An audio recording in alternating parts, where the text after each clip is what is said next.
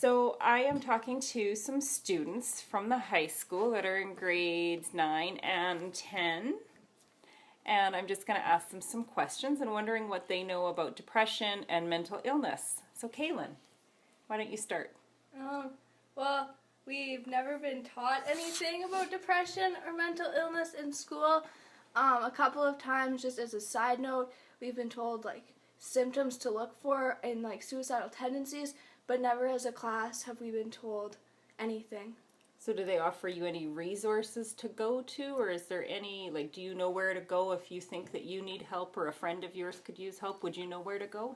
Not unless you want to try and find one poster in our school, I think, that we have put up. So it's not easy access for you? No.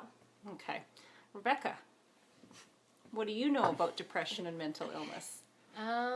Not a whole lot. Like Kaylin said, they don't really teach it to us. They teach us about things that can lead to depression, but not a whole lot about what depression actually is or symptoms. Not a whole lot either. Anything about mental illness? Like, do they talk about any diseases or disorders or anything like that? Not really, no. And so for yourself, where would you go for resources if you wanted to get yourself or a friend help? Would you know where to go? There are things like posted in our school about like kids help phone and stuff like that you can talk to, but not really, because I haven't really been told exactly everywhere I could go. Okay, so you wouldn't know what to look for either. Josephine? I don't know anything about depression. That's all I can say. Jesse? Same as Josie. Same as Josie. Can you say that louder for me? I do not know anything about mental illness or depression. So would you have any idea where to go? What would you do if it was you and you thought that you needed help? Would you go to anybody or would you keep it to yourself? Maybe a friend. Maybe a friend? Or a counselor. So one other question for you guys. If you thought there was something wrong with you or you were feeling sad, would you talk to somebody? Would you share it with somebody or would you try and keep it to yourself? I'd probably tell my mom because we're close and she's talked to me about it more than my school has. That's really good.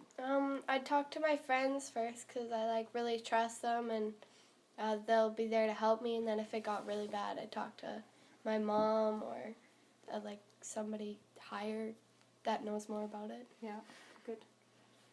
I would go to my friends first, and then to my mom. Okay. I go to girlfriend first, and then I'd go to friends, and then I go to family. Okay. Jessica, do you know anything about depression or mental illness? No.